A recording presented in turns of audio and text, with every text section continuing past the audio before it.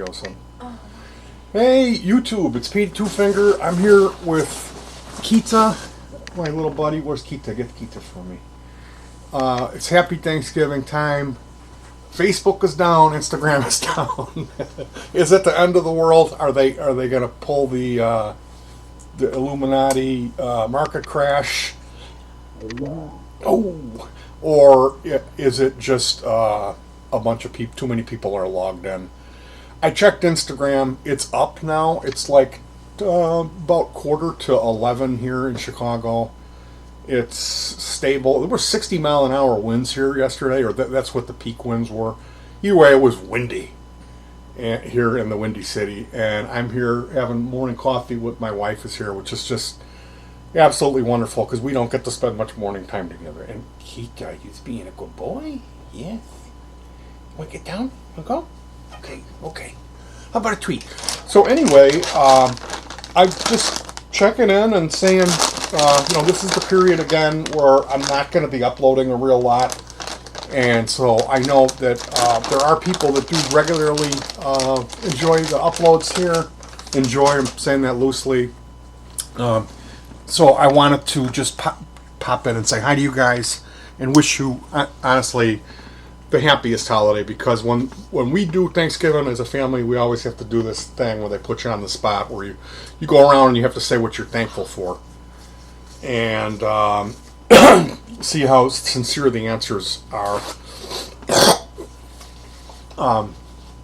Anyway, I'm thankful for paper towels for social media is a good thing.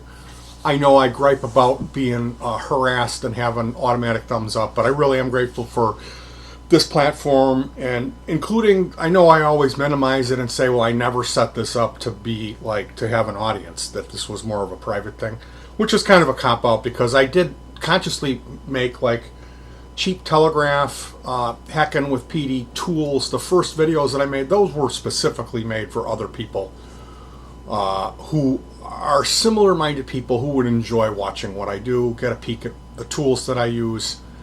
So there was forethought that went into that, and me always saying, "Oh, it wasn't," because it wasn't. It really wasn't. But eventually, once I started seeing people commenting and got a taste of that dopamine rush that you get when people thumb your stuff up, I wanted more of that, and it's also that I thought that I would do well with it.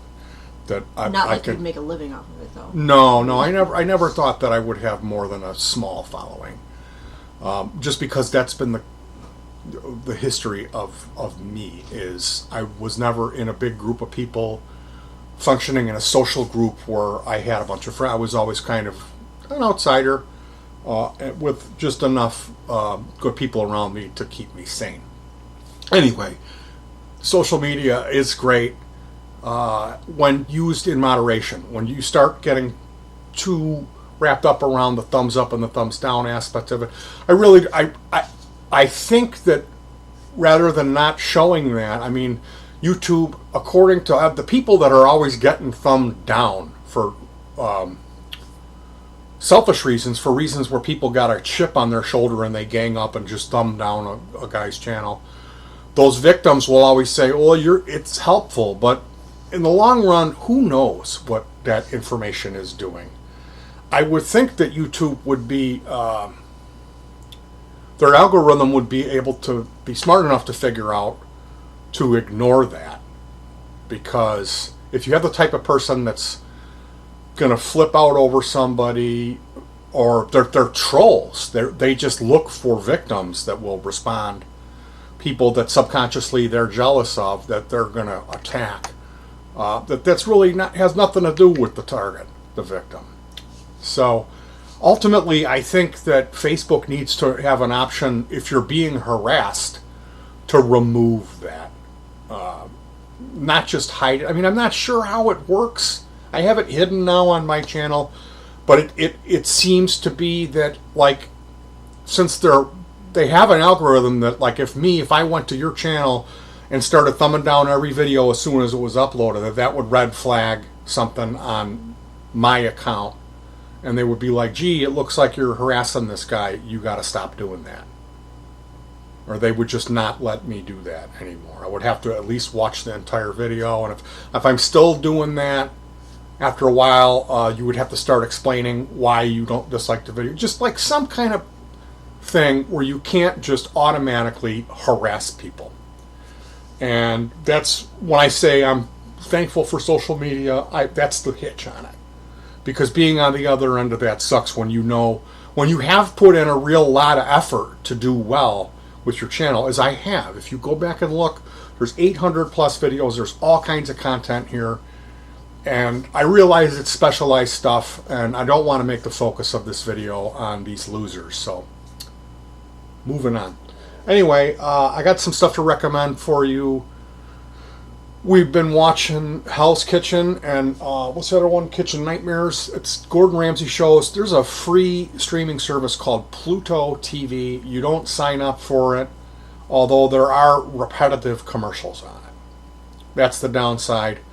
But they're quick. So they hit you, depending on what you're watching. Like if you go to the on-demand section, I found that some of the older content there didn't have as much ads. Yeah, they're like one ad and then it's back to the show. Yeah, it's pretty quick. So and it's just a little bit repetitive.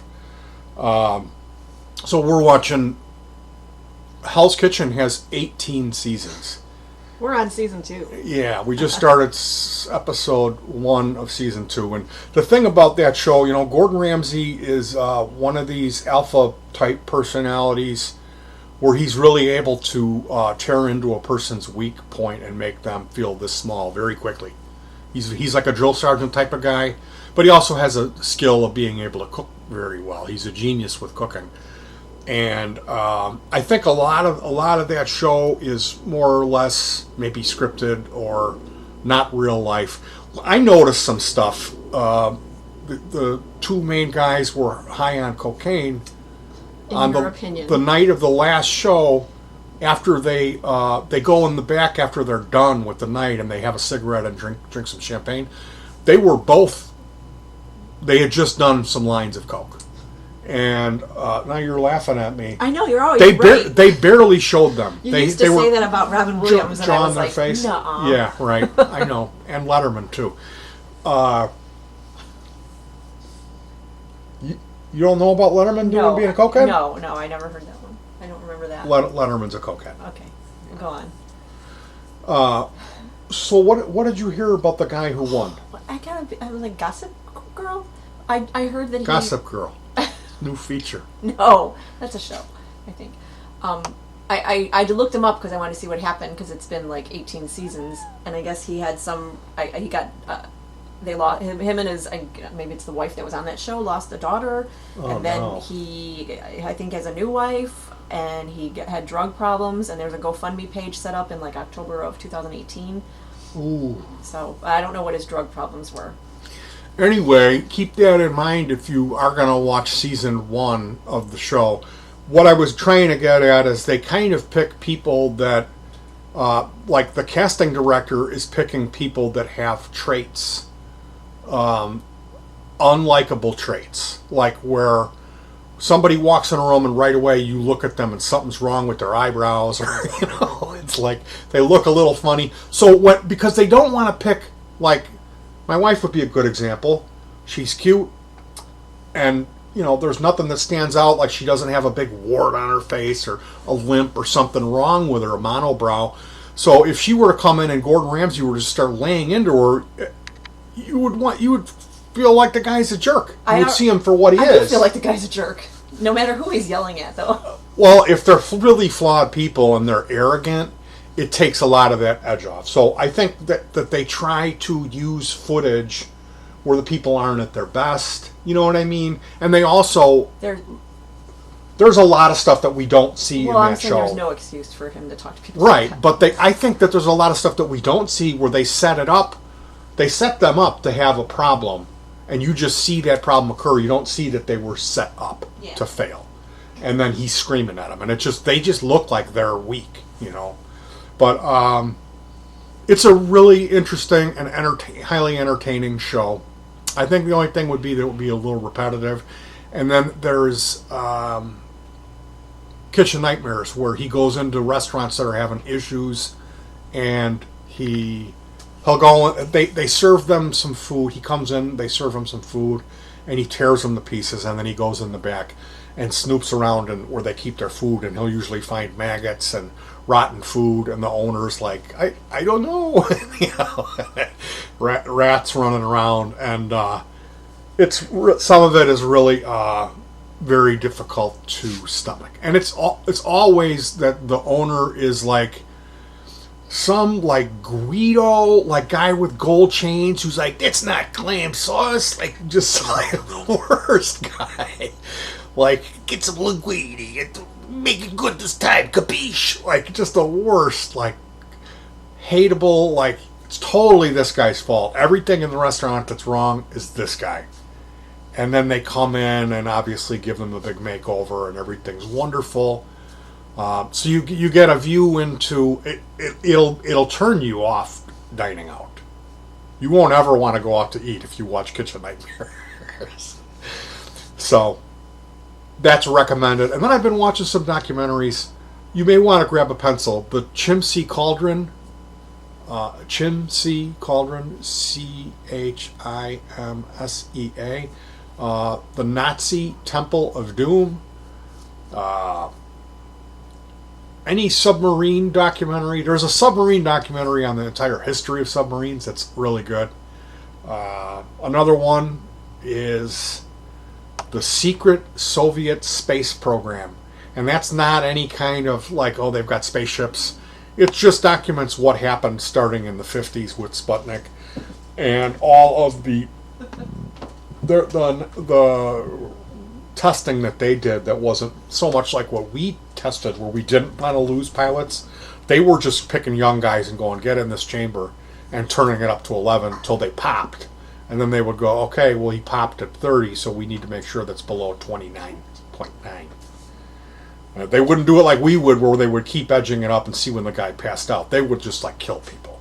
Like, go in this thing, it's room full of liquid oxygen, and then, oops, a little flame for you, you know. And 30 minutes later, they couldn't get the door open, and it burned his lips off. So it's like, there's some really hideous stuff in that, but it's unbelievably fascinating to finally hear. After the Iron Curtain went down, our journalists went over there. They knew there was a story and paid some people off, got access to that stuff, and brought all this information to light. So if you're like me and you were fascinated by the space race and the Cold War stuff, all that type of stuff, I've been watching people buying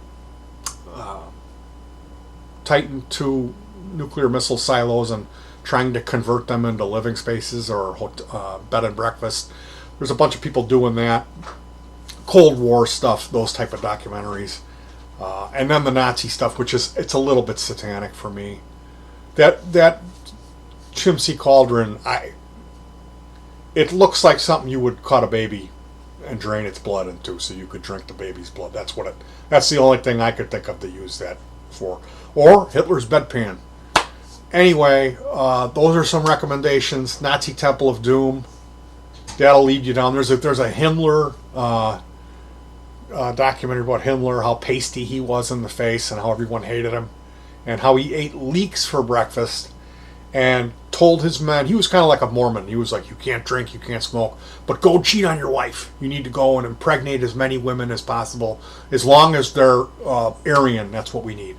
And they stole like 23,000 babies from Russia and brought them over here and put them into German homes. As long as they were blonde-headed kids, they wanted. And it said on the train, babies for the Reich. Load them up. It's just absolutely insane. So that's what I've been doing. I've been watching documentaries. And if that type of stuff interests you, that's what I could recommend. Unfortunately, I don't have time to give all the links for you. But if anybody is lost and you're unable to find this information, I could help you out. Leave a comment in the thing.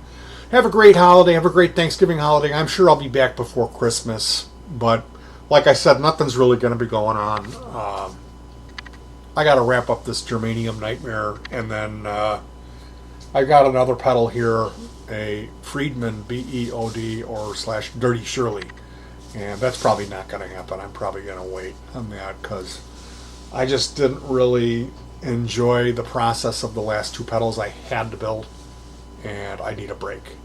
So I don't want to work on this stuff when it's not fun. It's expensive for us to buy the parts, even though you would think, man, what is he talking about expensive? Well, we just don't really have the money for it.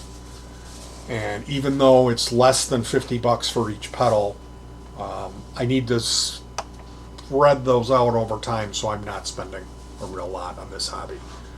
You know, if I build like 2 or 3 a year, that's more than enough.